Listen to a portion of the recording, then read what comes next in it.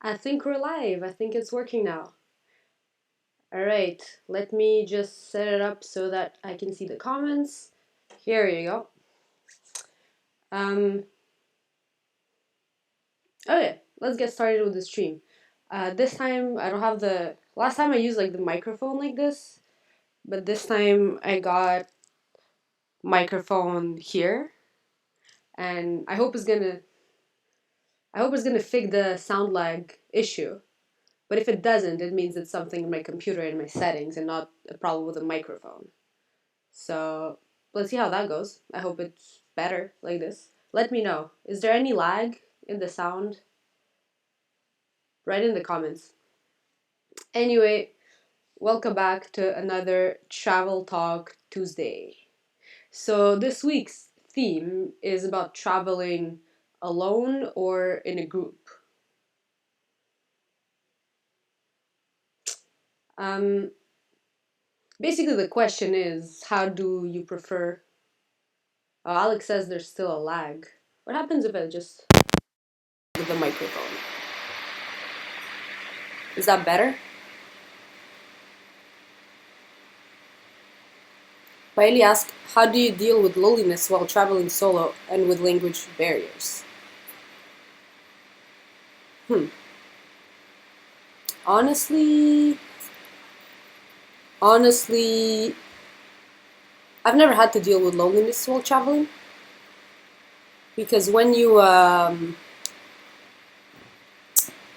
find like when you're young and you stay in hostels and stuff, it's quite a bit different.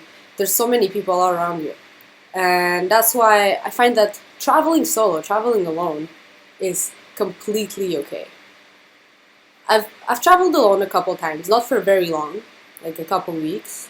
And while at first it might seem scary, it's really not that bad in the end. You make friends really easily, and you're not like forced to do something you don't want to do with like and feel like peer pressure or anything. You're completely free when you travel alone, which is it is liberating and it is nice. Is the sound still lagging? Is it worse? Better? I don't know. Still trying to figure out this whole live stream thing. And also, I was wondering maybe is once a week too much? Should I just go back to making like regular videos? Because I find it nice the whole live stream live when people are here and I can like interact live. But on the other hand, like I find that the videos after that are really long, and for somebody who wasn't there live is like maybe less interesting to watch after. So yeah, let me know in the chat too. Like, do you prefer the live things or I don't know. Is once a week too much? Should I just scale it down to like once a month or something? Hmm. I don't know. Anyway, back to traveling with a group. Um, there are many ways to travel with a group. You can like sign up to a group tour, or you can like just get together with a group of like your friends and go on the trip with them. And this is a very risky thing to do. I don't know if any of you ever traveled with like a best friend or like a close friend, but as a traveler, I've heard many, many, many stories of friendships breaking because of like a bad travel experience. So if you want to go travel somewhere with your best friend, like I recommend first do like a test trip of like 3 days and like make sure you know this person and like you're okay with traveling with them. Because, some friendships are not worth ruining because you just don't have the same like mentality about travel. Like you can be really close to somebody, but then when you travel, you realize something about your friends, and then you just realize that you don't have the same pace in life, and then you feel like either you're a burden or you're dragging them, like forcing them to do something they don't want to do, and then it's a whole ordeal. So like be very sure you want to travel with somebody. Right? Yes. Were you nervous about this on your first trip with Alex? Yes, I was, honestly. The first time we went on a trip together, we went to Warsaw. It was like my exchange semester, and he said he's gonna join me there like later in my year. And honestly, it was just like it was a big test for the relationship. Because with a friend, you can just decide not to travel with them and keep the friendship as it is, and it's all great, and you can keep enjoying your friendship. But if it's a relationship, and for me, travel is like super important. I was like, well, this is like we're gonna make it or break it, basically. If uh, if I can't travel with a guy, for sure I shouldn't like continue the relationship and eventually like live with him or whatever. So it was nerve wracking, but in the end, it turned out really great. So I'm happy I did that. So if you're traveling with like your partner, I think it's something you should do, like for sure. So it's a good test, but you have to be willing to compromise and do some stuff you wouldn't necessarily do if you were alone. That's like the beauty of solo tripping. You can do whatever you want to do. But like if I travel with Alex, as you've probably seen in my vlogs, we go to like record stores a lot. Like I don't really listen to records. I don't really care.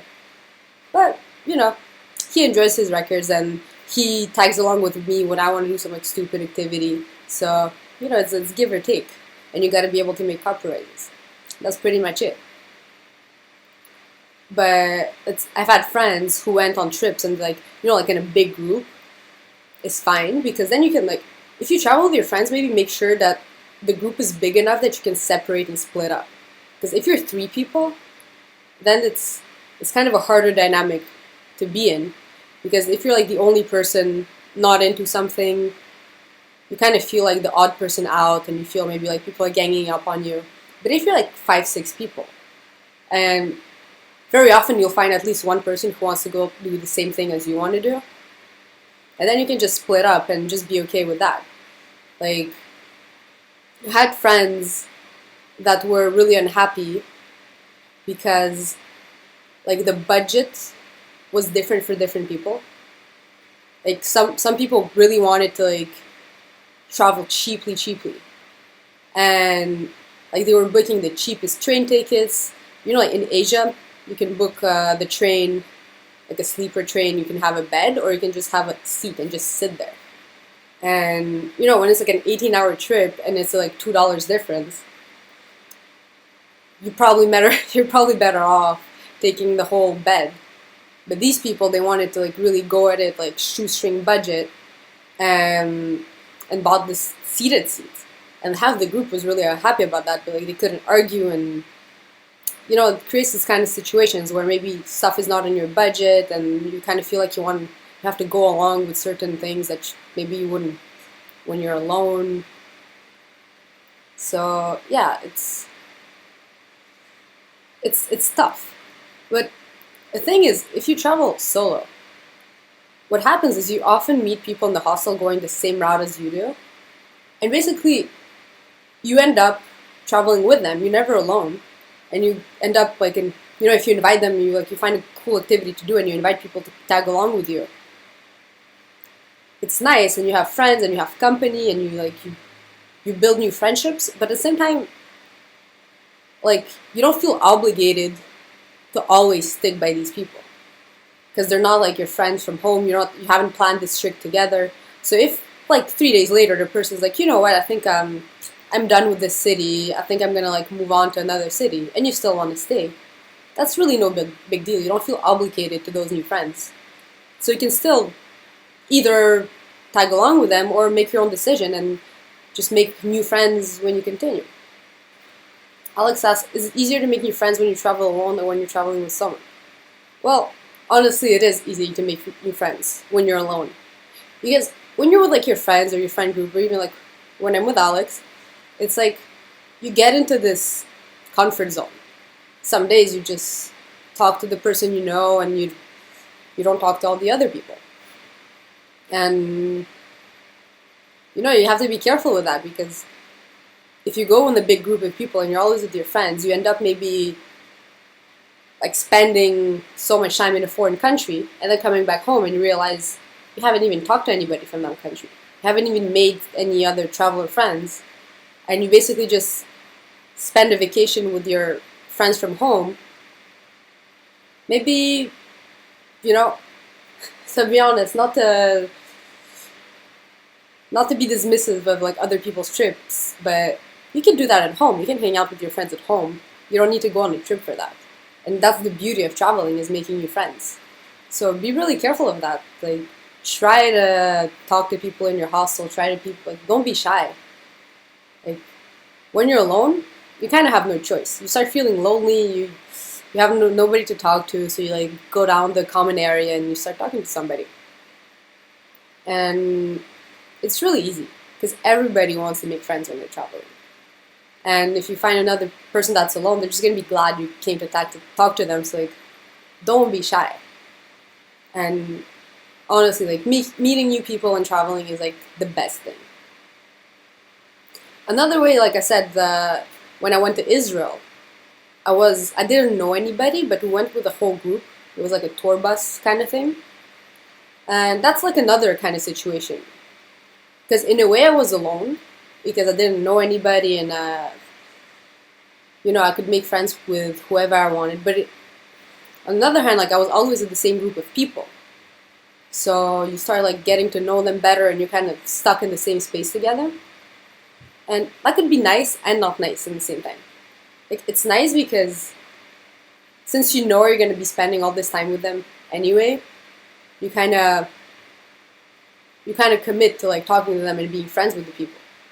Whereas if you're like completely alone in in a hostel, it's okay if you like just don't talk to anybody ever. I mean, that would suck, but like at the same time, it's I don't know how to say, but when you're with the same people for like every day doing the activities, you cannot not talk to anybody. So you're kind of forced into those like social situations, and it's nice. Like it gives like structure to the trip, and you make friends, and you become closer because you know the person's not gonna just like walk away 3 days later, like go do their own thing. But at the same time, I think it was like really. Like, I like my freedom, I like my independence, and being stuck with the same people for this whole time, it felt a little bit, like, I was like, come on, like, I'd like to make friends outside of this bus, you know? Maybe it's just the way the trip was structured, and the people were really cool, but after 10 days, you're like, alright, like, I've met everybody, I'd like to meet some more people. And when you're in a group tour like this, maybe you don't have always the occasion to meet people beyond your little like tour. And that was a little bit frustrating after a while. It was. So, do you guys have any stories of traveling with friends and did it go well? 'Cause I don't know, like I've heard many stories of friendships being ruined. But at the same time, I heard many stories of friendship growing like closer. Your best friend becomes like your super best friend after a trip. And you make those memories with them that are not the same. So honestly, there's just like benefits and advantages and disadvantages of traveling alone or in a group. But it all depends on your personality, really. Like, do you think you could be with the same person 24 hours a day for like a week? Like, no matter how much you like this person, sometimes it gets hard. And especially when you're traveling, you're like in stressful situations, like handling like passports and visas and stuff. It can be tricky, honestly. One thing, like, maybe you should agree with your friends before you go. Like, maybe take days off from each other or something. Like, make that an okay thing to do. It's gonna actually like liberate you a little bit because it will happen that you will get like sick of that person. And seriously, the best way to like avoid that is you just be like, you know what, I think I'm just gonna take a day off and just gonna do my own thing today. And you do your own thing. And you can avoid a lot of problems doing that. Like, make it okay. Because I don't know, it really annoys me when you go on a trip with somebody, like with a group of people, and they really insist on doing everything together. Because I feel bad then like bringing them doing things that I know they're not interested in. and then they probably have interests that I'm not very interested in, and I feel like I have to tag along because we decided that the whole trip we were gonna stick together and always be together. Which is honestly why I like traveling with my parents. They're really cool with that. It's like we're gonna spend like this amount of time together, but if you want to go do your thing like somewhere else, you can do it. They're not like, I don't know. It's kind of like easy being easygoing about that is like really nice. Yeah, Alex says he traveled with his best friend for a few months 7 years ago, and they're still not talking. Well, that you're one of the people I was referring to when I said that I know a lot of stories of people friendships breaking up with travel. I've heard that a lot before. What's up with my sound? I think I messed with it a bit. Um, anyway, I think I'm gonna try to keep those live streams a bit shorter now because I realized last one it was like really long, and I don't know if somebody who's not here live wants to actually watch all that whole video after. Yeah, I'm trying to like strike a balance between like making them too long and too short. And really appreciate like any feedback you have in the comments. I'm still trying to really figure this whole thing out. Still trying to figure out this whole audio lag thing and stuff. But anyway, I don't know if you've seen this video I made. It's in my travel story series. That was the time I went to how's it called? I went to Vilnius, and I was alone, and it was really this crazy thing where it was I think my first time when I was like truly alone when traveling, and I made it to this hostel, and it was like winter and depressing and didn't know anybody, and I just went along with it, and in the end, like I felt so free, and I had like one of the best nights of like my like I've ever had while traveling. Because since I was alone, I wasn't attached to anything, and I was like okay talking to anybody and just doing whatever I wanted. And I ended up going to this crazy like noise music party that like I never even heard of noise music before that stuff, and made friends with some like Lithuanian people, and like honestly, it was one of the nicest nights. And I feel like if I was with somebody else, or if I was like scared to go out of my comfort zone, like, and I would be like all scared alone in the hostel, I never would have had this like amazing experience. So really, there's this freedom of being alone. People are scared. Like I see a lot of questions. People are always scared to travel alone, and honestly, like, the only scary part would be that nobody really knows where you are. Like if you're okay, if something happens to you, like it's hard when you're alone. But a good way to remedy that is just to like be on social media, like keep in contact with your friends and like tell them where you go. You'd be like, okay, I'm leaving Bangkok today, like driving to Kuala Lumpur, so like they know. And try to not be alone. It's not because you're traveling alone that you have to be alone all the time. So, which is fine too, but if you go do something even potentially dangerous, like, I don't know, like, ride around on a motorcycle, maybe, like, bring some friends along with you. Because then if you're alone in a situation where something bad happens, then that's where the trouble can start. Like, one of my biggest fears traveling alone would be to get sick and not have anybody like available to me to like help me and like get me some medication. Because if you're like really sick, you can't just go outside. So then you need somebody to, like, if you're like vomiting or something, like it's nice to have somebody you know that can like go and buy you pills or whatever to like, help you. Of course, like that's the only thing that I would be scared of. But there's like ways around that. If you plan around that, it's okay. If you make friends along the way, if you don't stay like alone in a hotel room and you're like in a hostel with like people around, if you like couch surf with like, strangers that become your friends after like a couple hours, then you're fine. You'll be fine, and there's nothing to be afraid of. I know it can be very nerve-wracking. Like, I think my first trip I did alone, I actually went to visit my sister, my older sister. She was living in London. So I wasn't truly alone.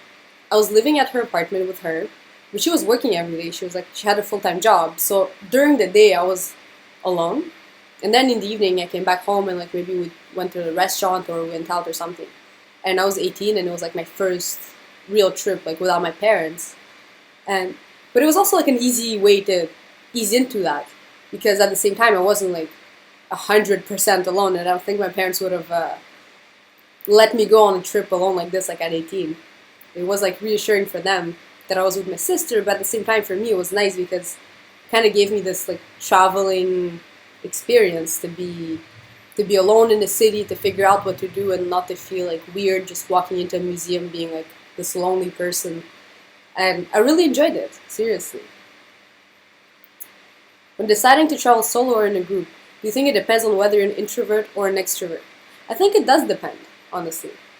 Like, I really have a hard time telling if I'm a introvert or an extrovert because like I think I'm like smack in the middle. Like I really love socializing with people. I really love meeting new people. But sometimes when you travel, I remember like when we were hitchhiking and couch surfing, it can get like too much. Because when you hitchhike, you can't just hitch a ride and like sit down and like be quiet. You have to kind of talk to the people, tell them about your story, entertain them. The same thing with couch surfing. People are opening like their house to you, and you can't just be like, "Leave me alone. I'll be in the room." Like the whole point of couch surfing is to meeting new people and socializing. So it can be hard, like if you're an introvert, to like always socialize. Because in traveling situation, I think you're more pushed to be in social situations all the time, and that's the point. If you're in a group as an introvert, I bet it can be very hard to like get some alone time when you travel and like recharge and like I think traveling for introverts is a different beast to navigate. I think you have to have like understanding friends that maybe like you tell them, like leave me alone like for a couple minutes. I need to like just watch my YouTube videos or something. So as an introvert, traveling solo would actually be like a lot easier because then you can decide whenever you want to just not socialize. You can like rent an Airbnb and be like the only person in the hotel and like just relax and do whatever you want. And then when you feel like going out, then you like book a hostel and chill with everybody. I didn't actually think of that because a lot of times when people think of traveling solo, they're mostly concerned of being lonely and alone. But as an introvert, I think the biggest concern would actually be to get some alone time because it is true that when you travel, sometimes you always have to socialize. Dan says, I found myself traveling alone lately since none of my friends can make it themselves free when I can. It's much safer to do as a male though. It is. It is safer as a male. Like we won't deny that. We live in a world that not all places are equally safe for men and women. But at the same time, I don't feel it's a big concern if you're going to like touristy places or like more Western places. I don't think you have like a greater or smaller chance of getting pickpocketed if you're in Paris as a woman or as a man. So I don't think it's like such a huge concern as people make it out to be. I think you have to be aware of where you are. Because if you're like in a country that's not very tolerant of women being independent, then for sure maybe like in a bigger risk. But it's all about being careful. So, well, good on you, Dan, for traveling alone, honestly. I think it's a big step to make. I think people have to realize it's not as hard as it seems. And, like, what have been your experience? Do you find it lonely when you travel alone? Like, would you prefer that your friends could join you, or did you actually come to enjoy being alone when you travel? I wouldn't know. One big advantage of traveling in a group, though, is like if you have a friend in a group that's like super organized. That's my favorite thing. Is when you have like a kind of a organizational freak friend that just plans the whole trip for you, and then all you gotta do is like enjoy the trip. That's a little bit selfish of me, honestly. But it is one of the advantages of having somebody like that in the group, because planning it can be fun, and like I love like planning and looking up stuff to do, but sometimes you're just exhausted and you just want somebody to like. That's why people book guided tours, not to break their heads every day doing like, oh, what do I do? What should I do? Like, how do I get from here to there? It can be quite difficult. But if you manage to find a friend who's like a pro planner and tag along with trips with them, honestly, believe me, it's super cool. I have a friend like that who's like more into outdoor stuff, and he always plans like hiking trips and stuff, and it's super fun because I don't know anything about hiking, and I don't think I'd ever like even go if I'd have to plan it myself. But since it's all organized, and he just tells me bring this, this, and that, we leave there, we pick you up like this, I go and then I enjoy myself. Anyway, yeah, I think people do have concerns traveling alone, like safety concerns. But I think also that it's all about being careful. I think I said that like so many times already, but common sense is common sense. Just don't be stupid, and I think